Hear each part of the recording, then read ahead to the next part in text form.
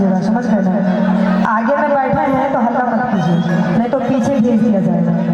अरे ये कहेंगे कि बनल रहे नहीं हरवे मैया, बनल रहे ससुरवा।